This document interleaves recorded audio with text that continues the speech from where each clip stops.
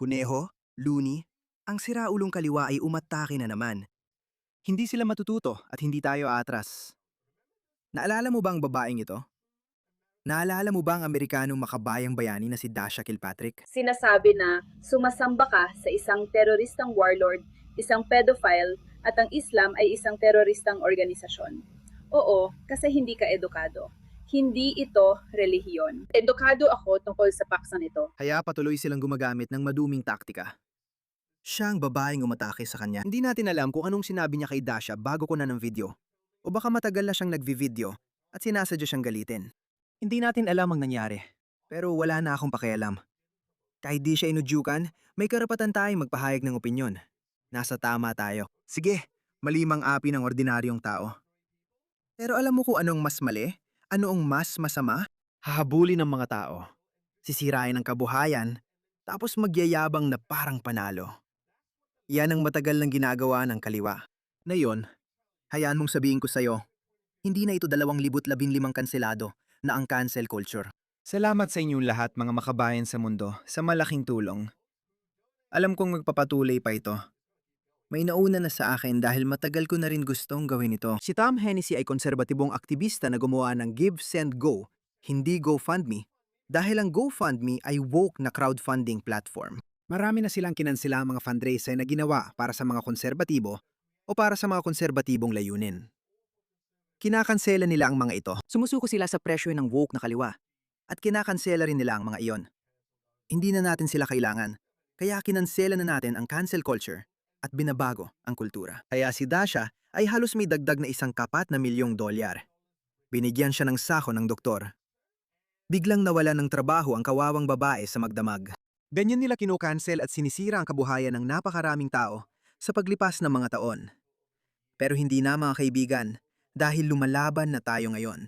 Sinasabi ko ito dahil malamang alam nyo na, lalo na kung sinusubaybayan nyo ang channel na ito, isang Aussie icon na si Carl Stefanovic.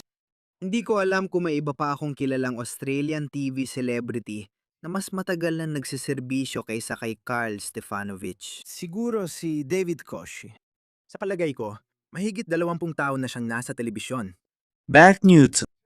Palagay ko, ilang taon na rin siyang pumanaw. Isa pang Aussie icon si Bert Newton. Kaya ipakikilala ko si Carl Stefanovic sa lahat ng hindi Australianong kaibigan ko na sumusubaybay sa akin dahil siya si Carl Stefanovic. Okay? Isa siyang Aussie icon na nagtrabaho sa Channel Siam ng mahigit 20 taon. Iniyalay ang buhay sa pamamahayag. Matagal na siyang napapanood sa TV at marami sa atin ang lumaking pinapanood siya. Pero nagkamali siya sa pagiging tunay na mamamahayag. Sige, kaya pumunta siya at in-interview ang kontrobersyal na tao na si Tommy Robinson. Pakinggan ninyo. Ang susunod na panahon ay isa sa pinaka-controversial na personalidad sa Britanya sa nakaraang dekada. Si Tommy Robinson ay sentro ng diskusyon sa imigrasyon, grooming, gang, malayang pananalita at pambansang pagkakakilanlan. Pinangunahan niya ang mga protesta at martsa sa UK at nagkampanya ukol sa umano'y kabiguan sa pagtugon sa abuso sa mga bata. Mahal ng taga-suporta at kinokondena ng kritiko, ilan lang ang mas nakaapekto sa cultural wars ng Britanya. Maganda na kayo. Narito ang aming panayam kay Tommy Robinson. Tommy, ayos. Siya si Carl Stefanovic. Kasama niyo umupo si Tommy Robinson sa 5 minutong podcast sa sariling channel ni Carl. Kaya malinaw na hindi niya ito ginagawa bilang bahagi ng Channel 9.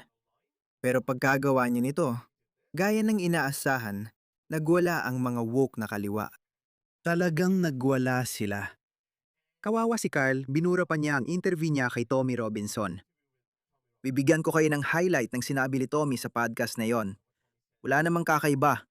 Di ko pa napapanood pero papanoodin ko pa lang. Kung nasa Australia ka, baka katulad mo rin ako nang iniisip, nag-aalala sa imigrasyon at Islam. Alam mo rin siguro ang pwedeng mangyari kapag nagsalita ka, lalo na't may maganda kang trabaho. Marami kang bayarin? Maayos ang pamilya mo, maganda ang buhay mo.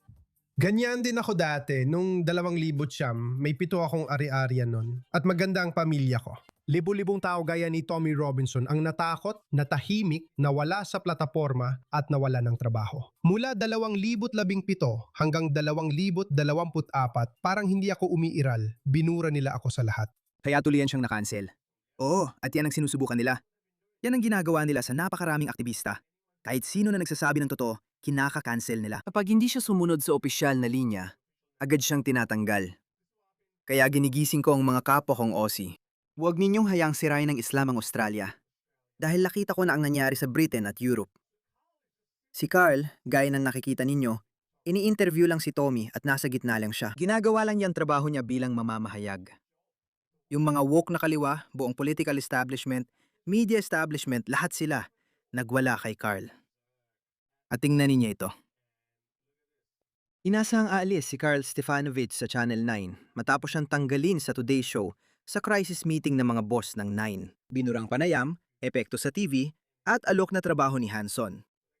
Kinansela siya ng mga kaibigan kahit sumunod siya sa pressure, na sa tingin ko, hindi niya dapat ginawa. Tara na mga kaibigan, huwag husgahan ng tao kung hindi pa naranasan ang pinagdaanan niya.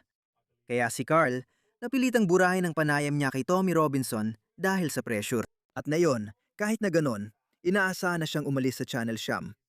Kaya parang kinansela na talaga siya. Hindi na ito 2015 mga kaibigan. Naalala niyo pa ba? Naalala niyo ba ang matapang na babaeng ito? Kaya ang panawagan ko ay para sa lahat ng makabayan sa kanluran, hindi lang sa mga Aussie. Para ito sa lahat ng makabayan sa kanluran, lalo na sa mga tagasunod kong Amerikano. 30% ng viewers ko ay mula Amerika. Amerika, tinitingala ka ng mundo. Tinitinggala kayo ng mundo para sa pamumuno at gabay. Habil protektado kayo ng konstitusyon. At alam kong lahat ng mga bansa natin sa kanluran ay inaatake ng mga kaawa-awang komunista, pasista, kaliwa at woke na mga baliw. Kaya gumawa ako ng fundraiser para kay Carl Stefanovich. Ngayon, hayaan ninyong bigyan ko kayo ng disclaimer. Hindi ko pa nakakausap si Carl. Hindi ko pa nakakausap si Tommy. Hindi ko pa nakakausap si Pauline Hanson. Ginagawa ko ito mag-isa dahil handa akong gawin ito para kay Dasha. Pero gaya ng sinabi ko, may nauna na sa akin. Kailangan nating magbigay ng pahayag na hindi na ito. 2015. Kung aatakihin ninyo ang kahit sino, kung susubukan ninyong sirain ang buhay ng mga tao, alam niyo kung anong gagawin namin?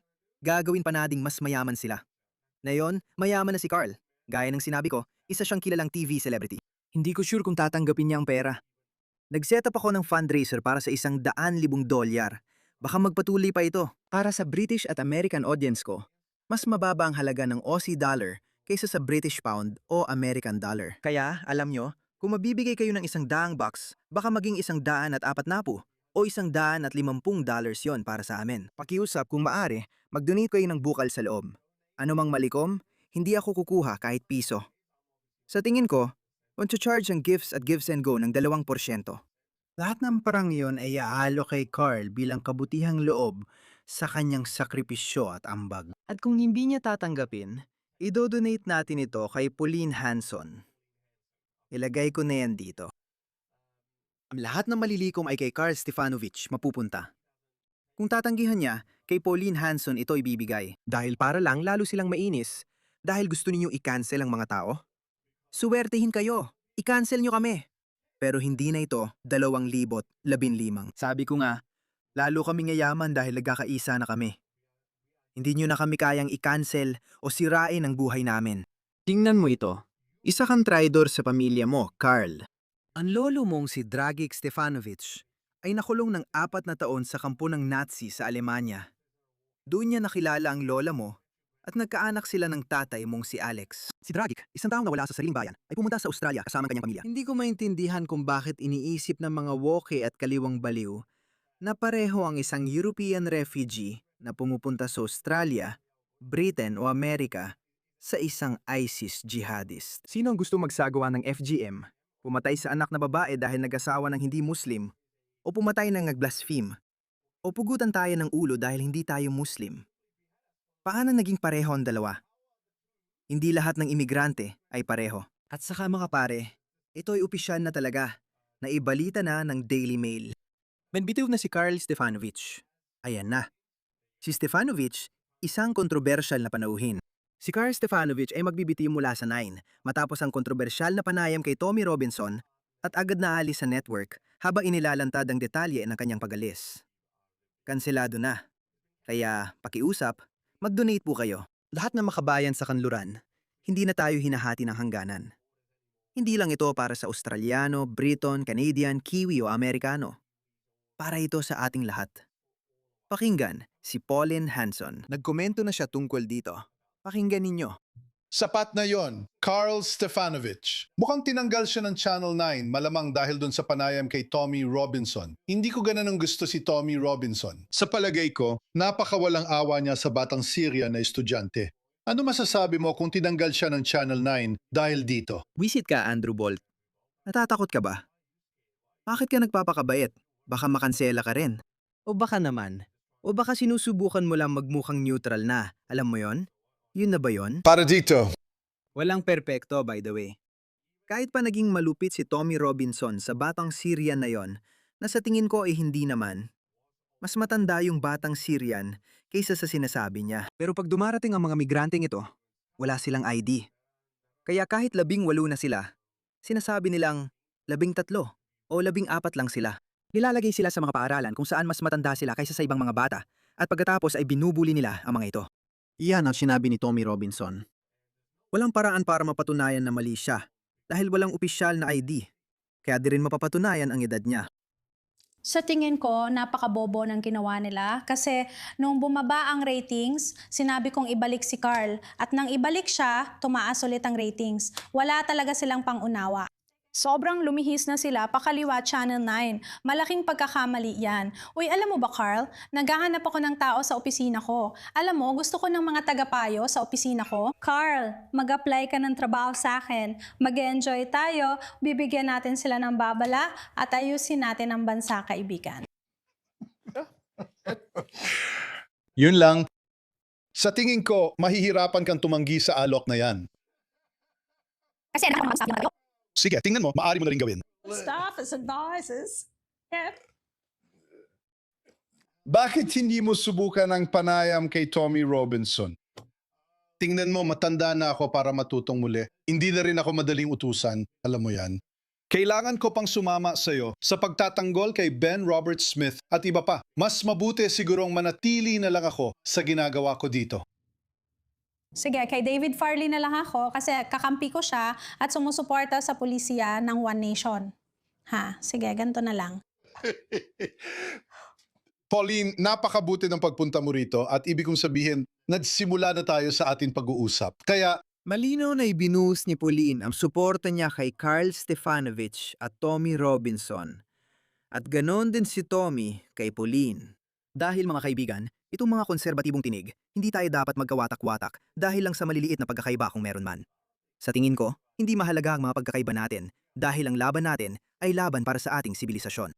Hindi natin ito papayagan hindi lang sa Britanya, kundi pati sa Amerika nangyayari ito. Kailangan kong gumawa ng isa pang video. 3 Islamista ang nanalo sa New York State Senate primaries. Parang kailangan kong gumawa ng hiwalay na video tungkol dito. Ano nangyayari sa New York? Mas mabilis pa itong bumagsak kaysa London. Kaya pakiusap, ilalagay kong link sa description. Paki-donate po kayo hanggat kaya ninyo. Kung maaari iwasan ninyong malagay sa gipit na sitwasyon sa pera. At din ang sinabi ko, si Pauline Hanson ay inilagay na ang panayam na yon sa kanyang opisyal na channel. Na ito nga, gaya ng nakikita ninyo rito. Meron na itong 233,000 na views sa loob ng isang araw. Pero kawawa ka naman, Carl. Hindi ka nag-iisa. Alam kong hindi pa tayo nagkakausap. Baka hindi niya rin alam na umiiral ako. Pero sana makalikom tayo ng sapat na pera. Ang pinaka-pinoproblema ko ay kailangan nating sampalin sa mukha ang woke left. Ang mismong tulog nito ay dapat magdulot ng takot sa kanila para hindi na nila ulitin ang ganitong kalokohan. Pinupuntirian nila ang kabuhayan ng tao. Ulitin ko, si Carl Stefanovich ay hindi kanan o malayong kanan. Isa lang siyang neutral na mamamahayag. Iyan ang dahilan ng pagkakaroon ng sariling podcast para makapag-interview ng kontrobersyal na personalidad. Si RB Imini, mabuting kaibigan ko, may magandang punto. Sa tingin ko, medyo naiinis at sarkastiko rin siya dito. Sabi niya, matapang daw si Carl Stefanovich dahil inalis niya ang interview niya kay Tommy Robinson sa lahat ng platform dahil sa galit ng Channel 9. Nakakatawa na walang naging issue ng binigyan ni Carl ng plataporma ang mga kilalang Jew hater sa Australia. Hindi ko alam kung totoong ginawa niya yon, pero ayos lang mga pare. Si Carl, isang mamamahayag, ay nag-i-interview ng kahit sino. Paano mo palalagpasin sina Tommy Robinson? Paano mo naman mapapalampas sa mga tao tulad ni Pauline Hanson kung siya ang pinakasikat na politiko sa Australia ngayon. At oo, basta. Kaya pakiusap mag-donate kayo ng kahit magkano ang kaya ninyo. Ilalagay ko ang link sa ibaba ng description.